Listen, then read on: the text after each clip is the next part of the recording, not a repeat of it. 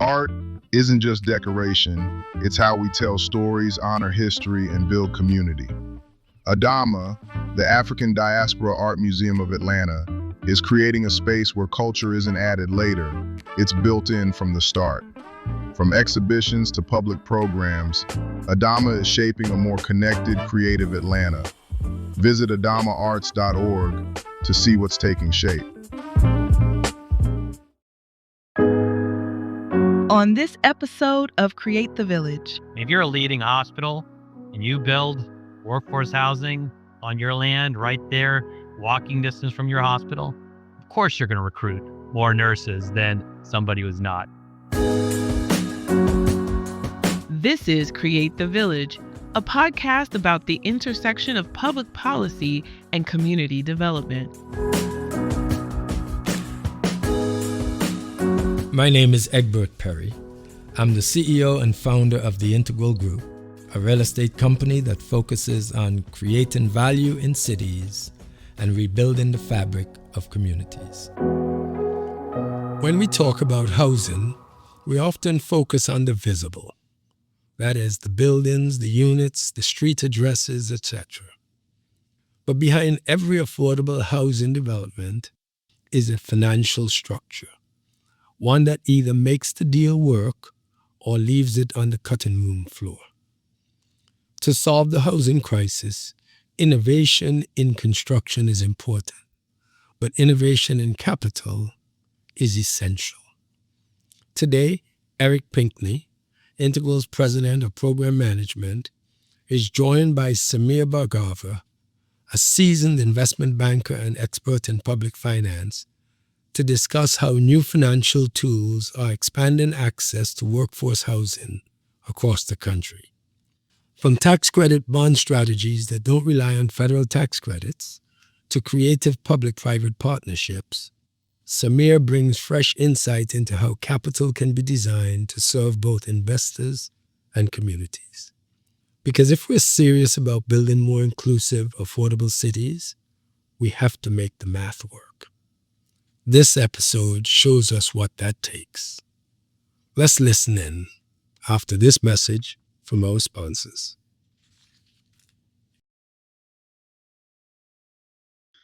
Welcome to Create the Village. Today we're thrilled to have with us Sameer Bhargava, the Executive Vice President and Chief Financial Officer at Clark Construction Group. With a remarkable background in finance, Sameer has played a key role in transforming communities through innovative capital strategies, particularly in workforce housing.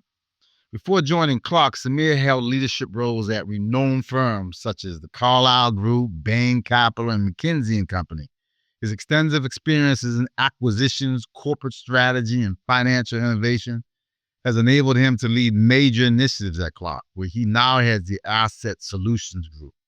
This group is focused on creating sustainable long-term housing solutions for essential workers, including healthcare professionals, firefighters, and police officers, using tools like tax-exempt bonds to make housing more affordable.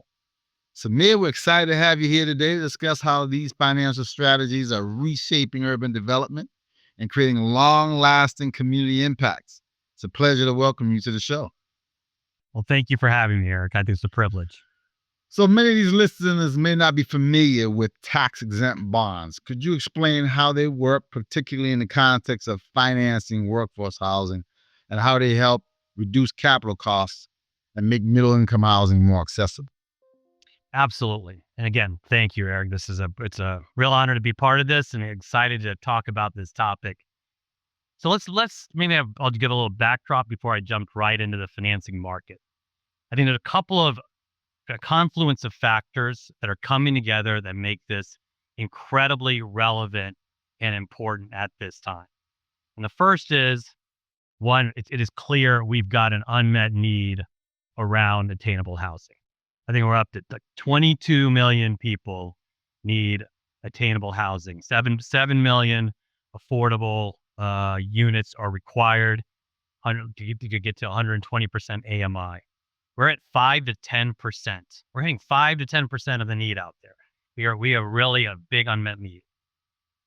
The second is the tools today that are used are great.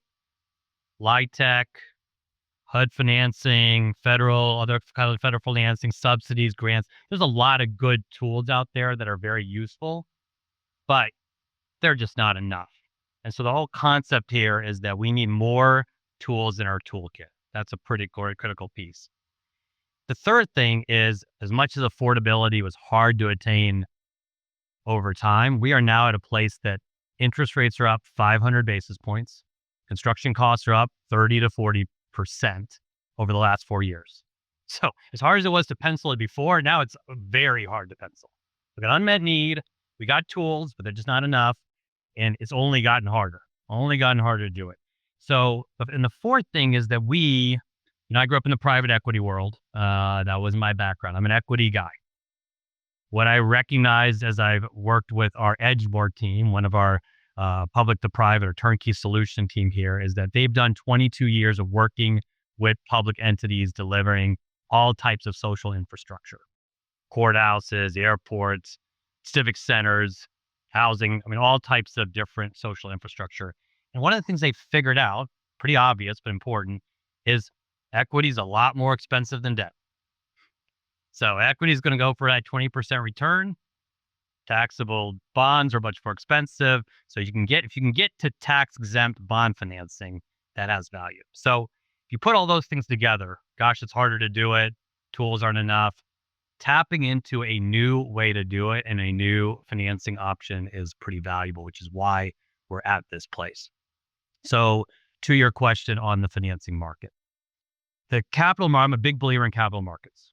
There's about $400 billion of tax-exempt muni bonds that are issued every year. Of that, there's a growing percent that are tied to ESG bonds, environmental, social, and governance bonds, basically the impact bonds that exist out there are tied to causes such as housing.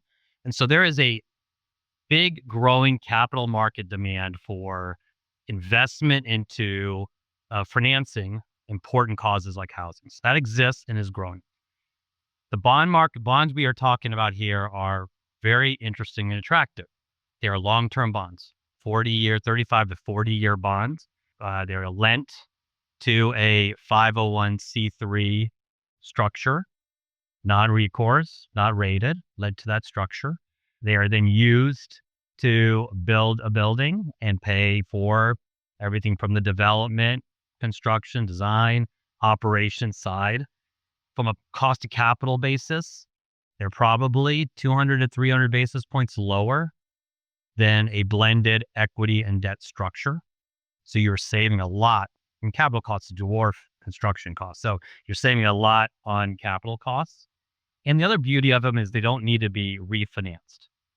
So, in an affordable housing project, you put traditional tax debt and equity into it, and you have to refinance it, you're jeopardizing affordability maybe.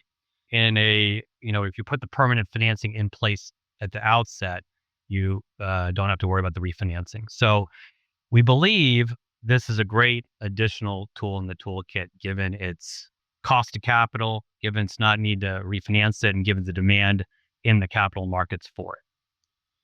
Well, amen to that, to having an alternative to tax credits. And it sounds like there's plenty of sources out there. Now, your focus on providing housing for essential workers such as healthcare professionals and firefighters and police officers is especially timely. Why is it crucial to offer affordable housing options for these workers, and how does proximity to their jobs enhance their quality of life? Yeah, I think we are all recognizing that this missing middle, it really needs housing, and it's only getting worse. If we think about just generally for this group, rents have grown 36% in the last 4 years. Wages have grown 15% in the last 4 years. It is unsustainable. There are, as I mentioned earlier, 22 million renters who are now cost burdened. They have to spend more than 30% of their income on rent and utilities. And that number used to be about 39% of renters. Now it's 50% of renters. And that difference, I think, is all of this missing middle. It is our nurses, teachers, firefighters, police force that are now being completely priced out of housing. And that is a key piece. And you look at then all of the other trends you see on these essential workers. There is absolutely a nursing shortage. There's absolutely a teacher shortage. There's absolutely a firefighter shortage, a police shortage. I mean, we need to attract and retain these essential workers. So then you get to your second part of your question, which is proximity. And there's stats, a lot of different stats, but there's stats that say 25% of employees leave their job because of their commute. The commute really matters. And when you're commuting, not only is that painful and you're annoyed and you're tired. I mean, you're a nurse working all night and all you have to commute home for an hour, but also you built a community away from your workplace.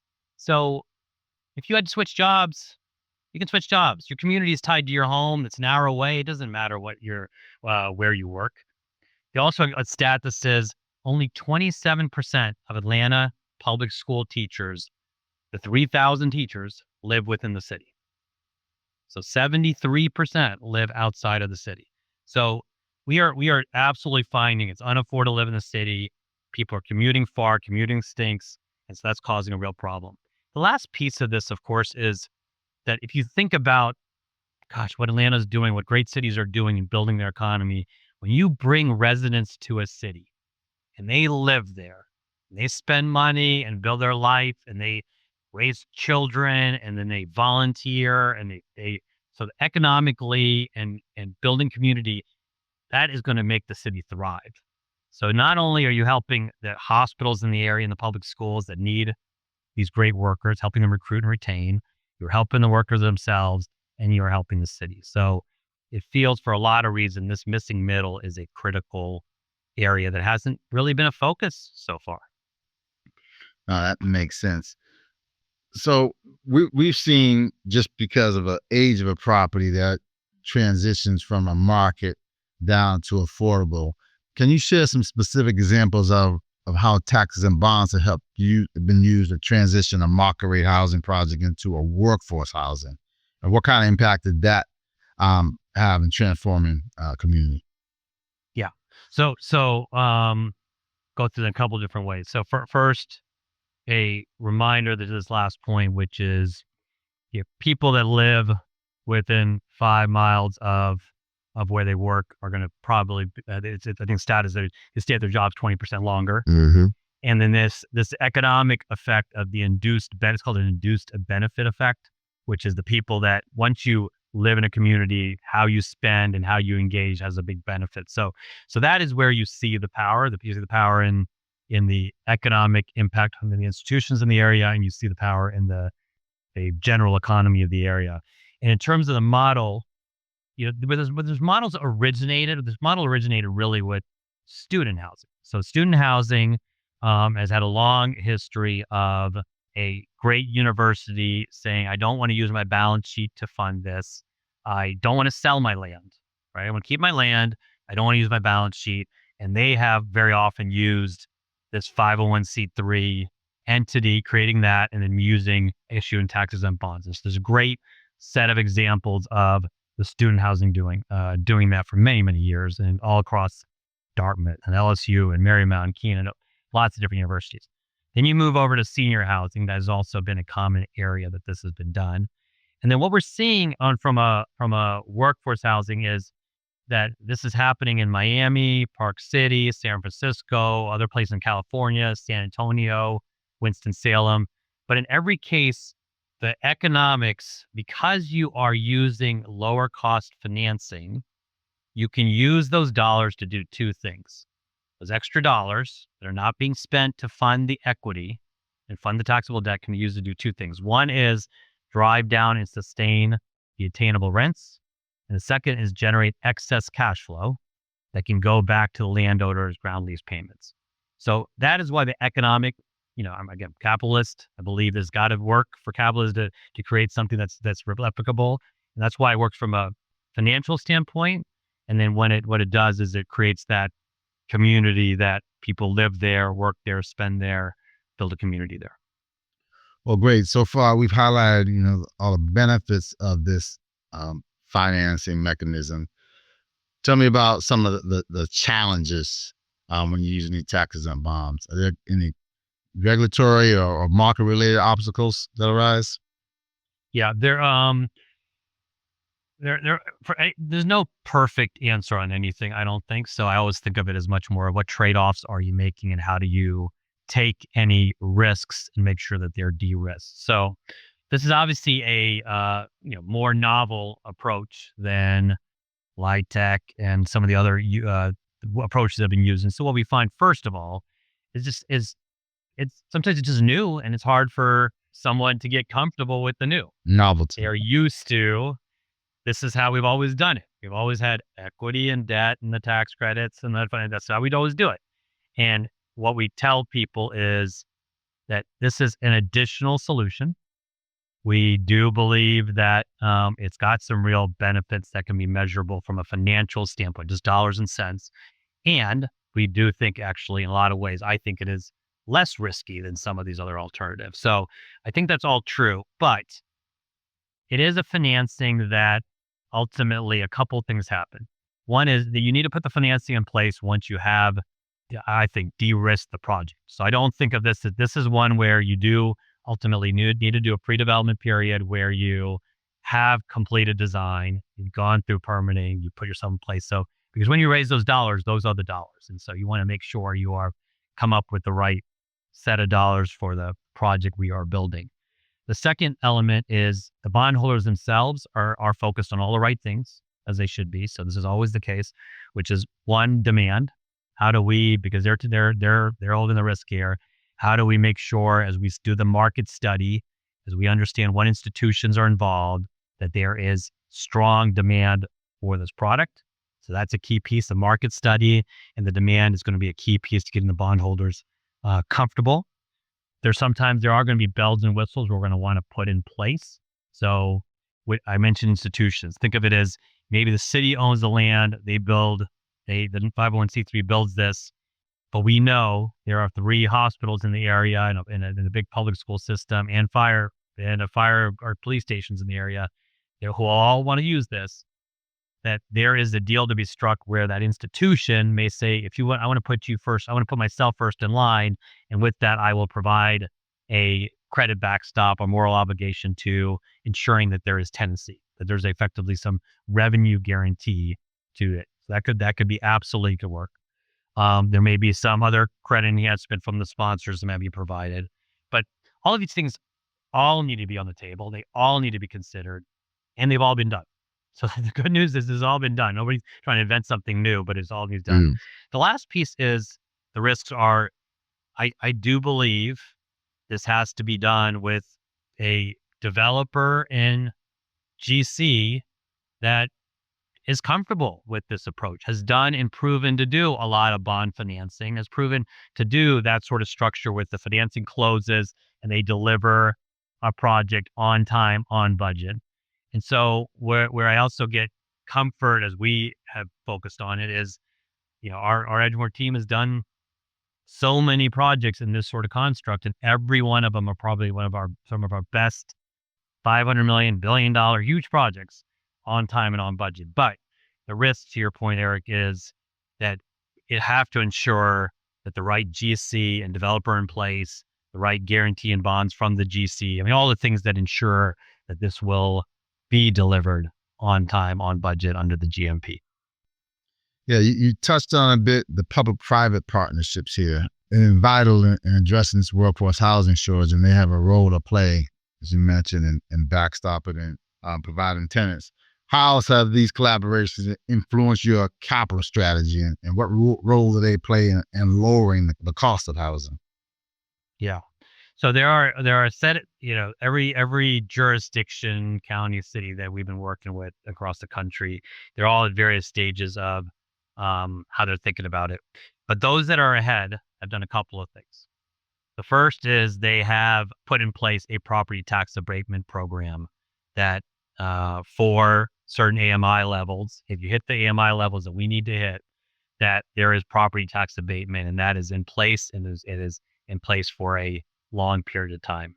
That has real value. And the logic, of course, is that we're talking about a city-owned land or some nonprofit-owned land, like nonprofit institution owning the land. there's a nonprofit with an workforce housing mission, building the building, using tax-exempt bond financing to do it, and we're providing attainable housing, workforce housing for essential workers.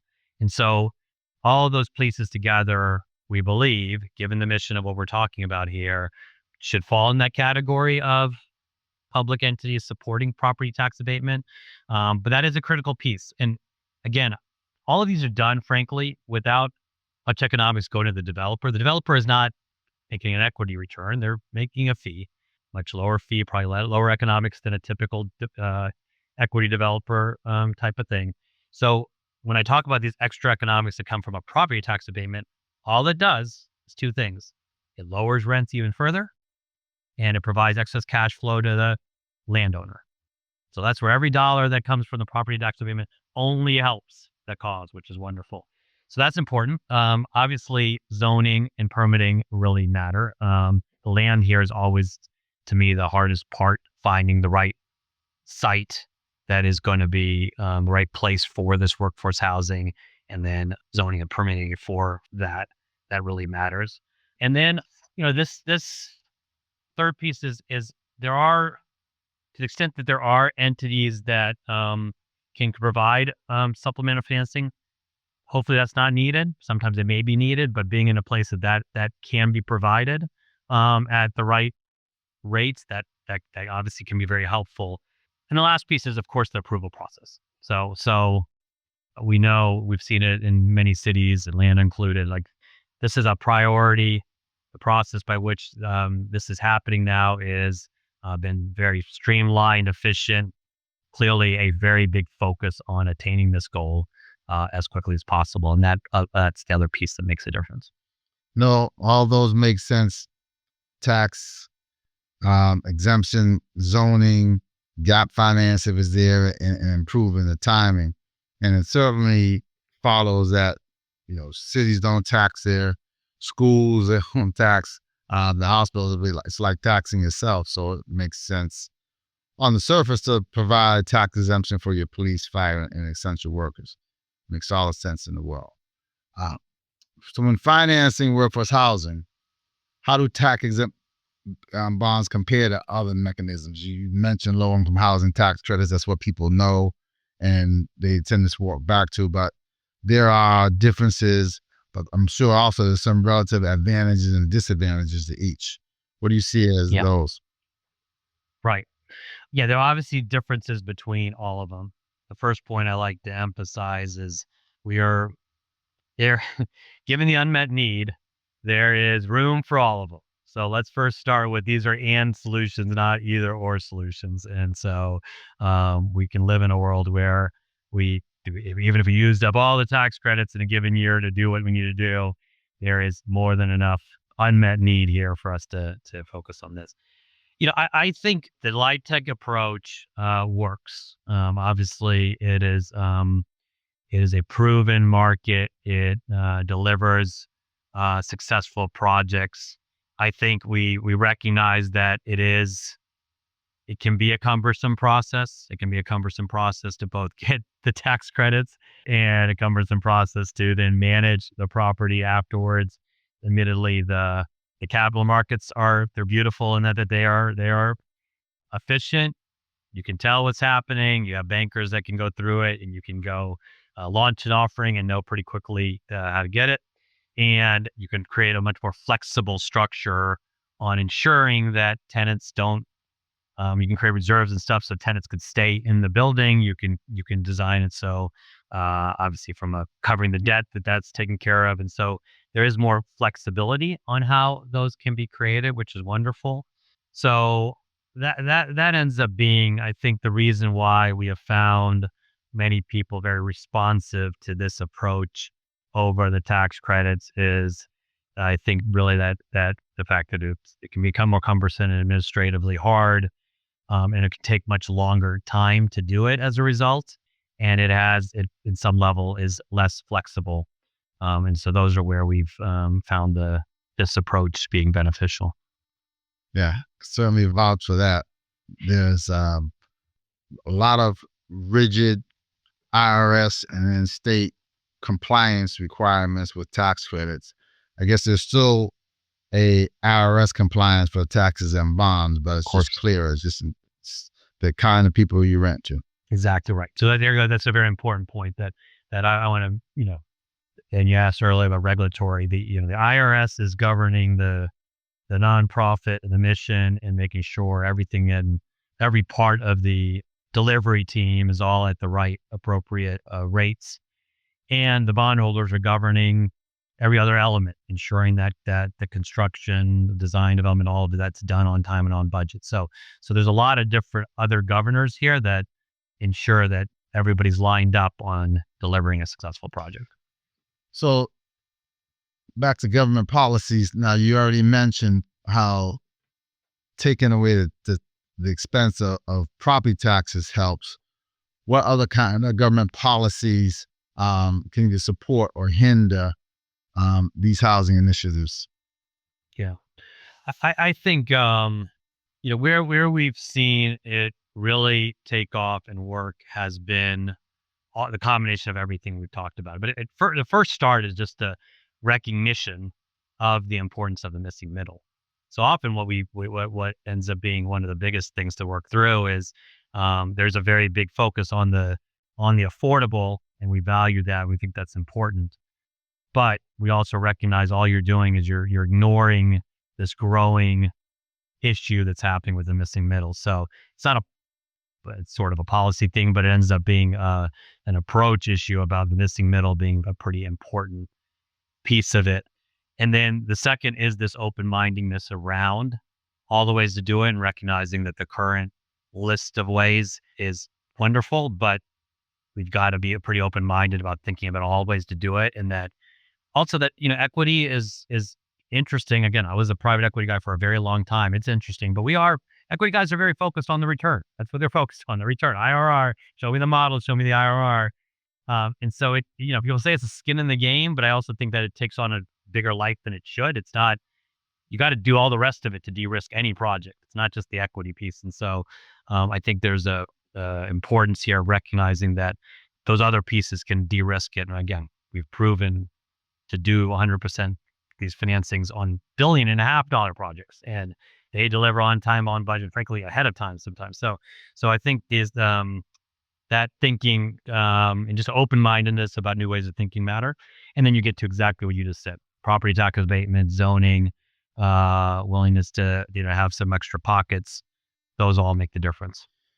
Well, you've proven trailblazer in introducing tax-exempt bonds, but looking ahead, what do you see as a future for workforce housing? And are there any innovations in financing or development that you believe will drive the next wave of affordable housing solutions for essential workers? Yeah, I think so. I back to this comment. I'm such a big believer in capital markets because the market, when markets grow and get bigger, it just starts to reinforce, and all of a sudden you create real sustainability. I mean, we are only the beginning of the S curve, and I think everybody's familiar with the S curve. But any new product, service, company always has to go in the S curve. You work much longer than you like on the bottom of that S curve until it takes off. We're still there, and so to get up that X curve and hit the inflection point, I think a couple of things happen. One is demand for projects and financing and investment into projects that have a reasonable risk return, and return being both financial and impact, I think will continue to grow, and that just starts to really drive this. Number two is that I think, as cities prove it out and as institutions prove it out, because we talk about cities, but any hospital, so, we're talking instead of hospitals and public schools that would use their land to do the same thing, or higher ed universities would use the same thing. So as they do it, I think people start to recognize it also helps provide them with a competitive advantage. I mean, if you're a leading hospital and you build workforce housing on your land right there, walking distance from your hospital, of course you're going to recruit more nurses and retain more nurses than somebody who's not. And so the other aspect that happens is that starts to add on to each other and grow really well and exponentially.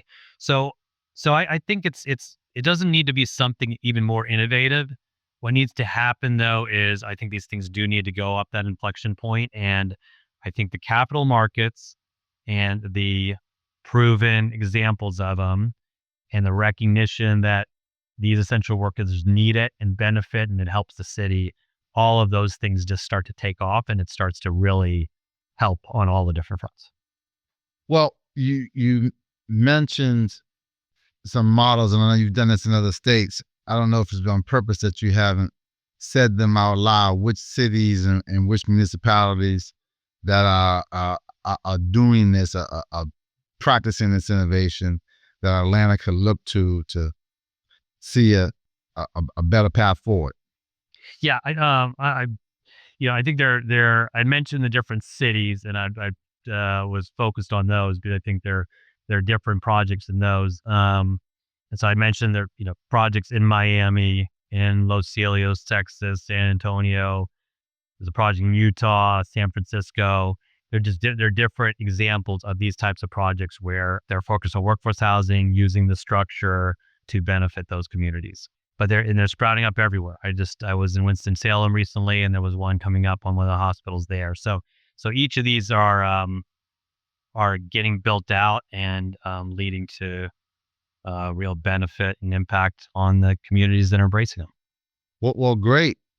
I certainly feel more enlightened, and I may be a slower learner than most of our audience. So hopefully they too have felt that this has been educational and worth the time listening to. So I appreciate you spending time with us. But I'll leave you with the last word. Any final thoughts of something I didn't ask you, or words you'd like to leave us with? I think we covered a lot, Eric. I really appreciate it. I'm just thankful for you and Integral and this opportunity to work with you and share this and really focus on what I think is a very, very important issue for this country. And I'd like to be part of this discussion and working with you to drive it forward. It's been a pleasure working with you as well, and look forward to doing much, much more. Me too. Thank you. Eric, I do a lot of these conversations, and they all have their own unique elements. But I must say your conversation with Sameer may have been one of the more technical ones this season. It was technical, but it was also most essential because people hardly ever get to see that side of the discussion. No question. Sameer was clear on the purpose of financing and the benefits of that particular structure, that nonprofit bond structure. And quite frankly, housing finance, there's a good reason why housing finance rarely ever makes the headlines. For those who are not mathematically or technically or financially oriented, it's just not something they want to listen to. But without it, we must remember nothing gets built, nothing gets financed, nothing gets preserved. In fact, nothing moves. Yeah, no doubt. He made it plain. I like to tell him, financing isn't just about getting a project done, but that, you got to make sure that the people that we're trying to serve actually get a benefit. And the people being served aren't just the residents that live in that housing, but also the investors that want the balance between providing that housing, but also making a return. That's right. That's right. All the competing interests, hopefully they play together to make for a good salad. But so my question to you is, what struck you as the most important takeaway from that presentation? What insight, if you will, cut through all of that complexity and found resonance with you? Well, part of it was, that connection between structure and impact. That gets lost in conversations. And looking for it, the one of the reasons why he's so sold on the process is because the investor gets both return and tax benefit. And most investors are sophisticated enough to understand that, but not enough combine the two. In the conventional market, of course, we know in tax credit markets, they buy losses. But in this bond financing mechanism, which is plentiful, the fact that there's a demand for the product was an important part of the conversation. So when people are looking to do both impact with their investment side, as of course you inventors you do, then they find it. Yeah. And so I agree with you completely. And I guess you said it earlier, but what stood out was how Sameer sort of navigated a space that's almost always clouded in a whole lot of jargon, right? Yeah. When you're in transactions, that can be the case. It's its own language. But he's pointed out the shared outcomes for the partners, the investors, and those who ultimately benefit from the housing. Yeah, and that blend is what you usually don't find. So we know the finance people talk to the finance people, right? And it's all about the numbers. The market reality piece of it is not as compelling in those conversations, but they should be just as compelling in another conversation. And it's best when they both come together. So his ability to blend both the mission, why we're doing it, with market realities was not just compelling, it was necessary. And that, I think, is the clarity and simplicity that you're referring to. I think that's the kind of thinking that this field needs much more of. No, there's no question. Too often we're still negotiating across, ideological lines as if they have to be impact or IRR. It was refreshing to see that Sameer is kindred in the industry as one that can do both. It can be both and. Right. And so based on what he shared, how do you, Eric, see public-private partnerships evolving? Are we moving towards real alignment, or are we still speaking different languages across the table from our own little shelter? Yeah, Egbert, I see the trend of the private sector acknowledging, it only took you 3 decades of saying it, that all transactions are public-private partnerships, right? To get a deal done now, it's so difficult. You need public input, either infrastructure or just dollars. So I see the industry acknowledging that the old way is not going to work.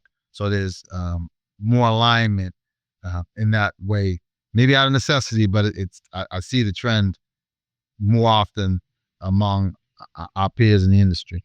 Yeah, and as you said earlier, Sameer also kind of reframed how we think about bonds, right? This the bond market and the bond structure that he described, not just as a source of funding, but really as a bridge. I mean, a pathway, if you will, from scarcity to sustainability, I guess. No, in the word, yes, nothing to add there. Correct. And that kind of perspective sort of shifts the whole conversation, doesn't it? Yeah. Bond financing is one of those underutilized tools in the financing toolbox, especially when it comes to workforce and affordable housing. Folks just see a pattern, they want to jump on that, and that's why the tax credit world has become crowded. But bonds have been seen to be too technical or bureaucratic when you're dealing with issuers and so forth. But Sameer showed that when you use creativity, you can unlock affordability as well. Yeah, and so you just said that the tool is underutilized, I guess, or overlooked.